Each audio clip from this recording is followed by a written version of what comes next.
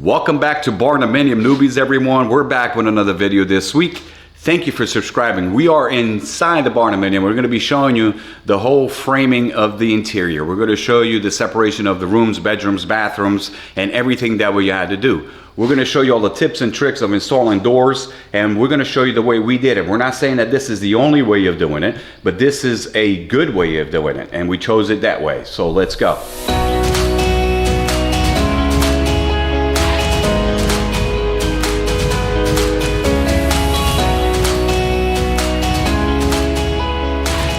We're inside the main room here. As you can see, this is the main area. We're going to show you how we framed this, how we framed the stairs, and how we furred the ceiling to receive the drywall. Now, we decided to go with 16 on center, right? So that means that we framed the inside of the walls, and every stud is on 16 inches. So some people frame it at 24 inches. The only place where we did 24 inches was some spots in the ceiling that you don't need 16 on center. We're gonna show you how we did it. So what I'm talking about 16 on center is the space between this stud and this stud here. So it's 16 inches, that's normal house building.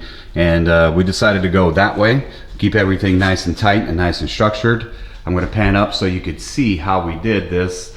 Now, I did install this nice plant shelf that goes all the way around in this main area. That way, Cindy could go ahead and put plants up there. She could put her Christmas decorations. She could put any type of holiday decorations that she needs.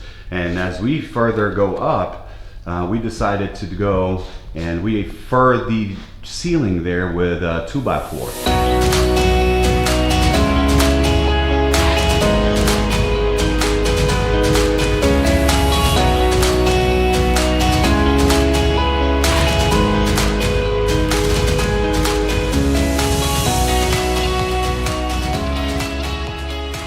Okay, now we're inside one of the bedrooms here. I'm going to show you the exterior wall. How we frame the exterior wall is very important.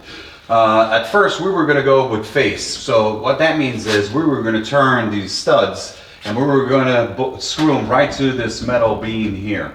We went with pressure treated wood, so anything that touched the metal was going to be treated. Now, we changed our mind because we wanted to make these walls nice and plumb, and also because of the ceilings. I'm going to show you that in a little bit. So we decided to go with a regular stud wall. Everything is nice and plumb. We kept the pressure treated because we had bought that already, but now this created also this nice airspace between the exterior wall and the interior of the drywall where we're going to be doing our installation. Now we have this first layer of installation here, and then we're going to do spray foam. I'm going to show you that when they come in and take care of it. But this is certainly a very good way of doing it, where we just framed the whole interior of this Barndominium as we were framing a stick house.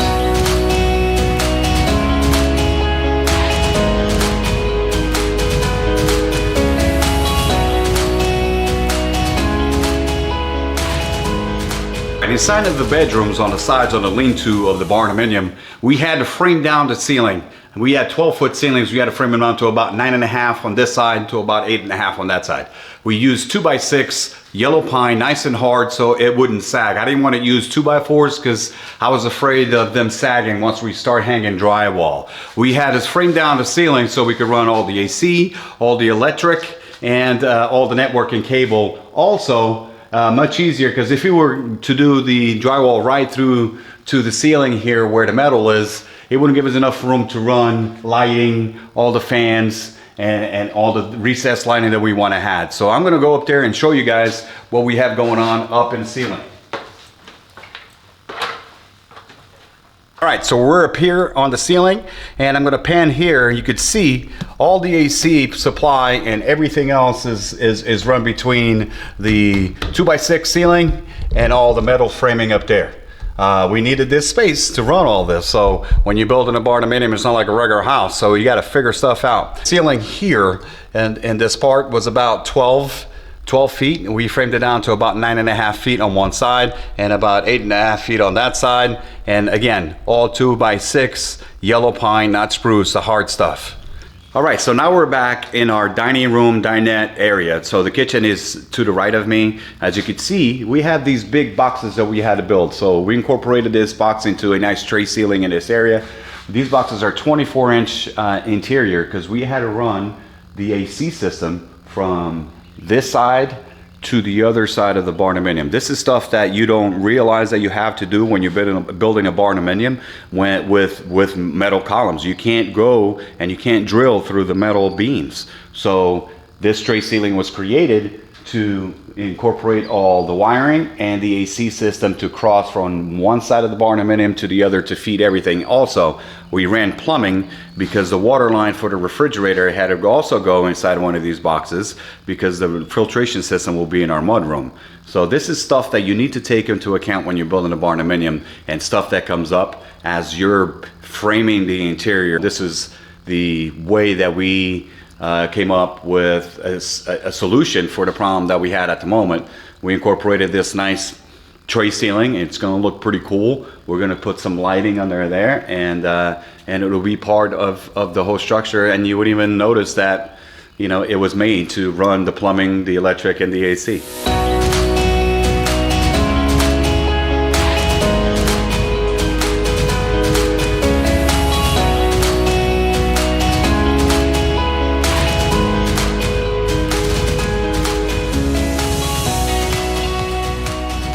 A couple days ago, we were doing a walkthrough. I called Cindy and I said, hey, come on over and do the final walkthrough. Make sure we have all the plugs where you want them and make sure that all the plumbing fixtures are in the place that you want to have them. Well, we walked in that half bath that we have under the stairs, and she noticed that there was no AC and there was no vent. There was no fan for the exhaust for the bathroom. So we had to come up with a way of running AC in there, and we had to come up with a way of running the vent, which was required by code to have a fan, exhaust fan, in every bathroom. So I'm going to take you inside the closet and show you what we had to do. We had to come in here and we had to create this chute. As you can see, it's in a 45. It's inside of a closet, which is not going to take a lot of space. And to run the AC that goes in our half a bath here, and that way we could do the drywall around it, and you'll just see this little chase. Now the vent is a 3-inch vent for exhaust, a 3-inch exhaust vent for the fan in the bathroom. That will run directly inside the wall. We'll have enough room. Good thing is that we figure out a way. Bad thing is the AC vent and the exhaust fan will be on a sidewall inside the bathroom. It's not usual. We would like to have it on the ceiling, but this is stuff that you have to deal with when building a house like this. So I hope you guys take that into consideration when you're building one. Well, now we're upstairs in the master bedroom where we have these beautiful French doors that open up to the balcony. This balcony is going to have some, we're going to put Trex that decking that it's made out of composite, so it doesn't rot, doesn't do anything, so we don't have to deal with the wood. Anyway, when you're installing these doors, there's a trick that I learned from my buddy Louie from A+ Homes that we had to do. These doors got installed by the metal building company. We ended up taking the doors out and reinstalling them. Okay, let's show you what happens here. You see that we have a wood subfloor. If the door jamb itself is bolted straight to the subfloor, you're going to have problems with water coming in from the balcony.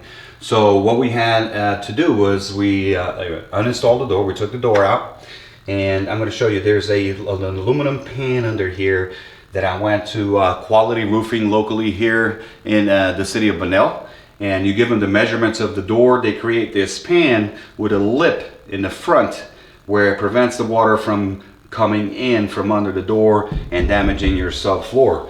Not only that, when we install the door, you make sure that you seal it really well with silicone sealant. Everything gets glued to the subflooring here, and the door stays inside this aluminum pan. This will create a barrier for the water not to come in and damage your floor. Your floor will always be protected with this aluminum pan that the door is sitting in.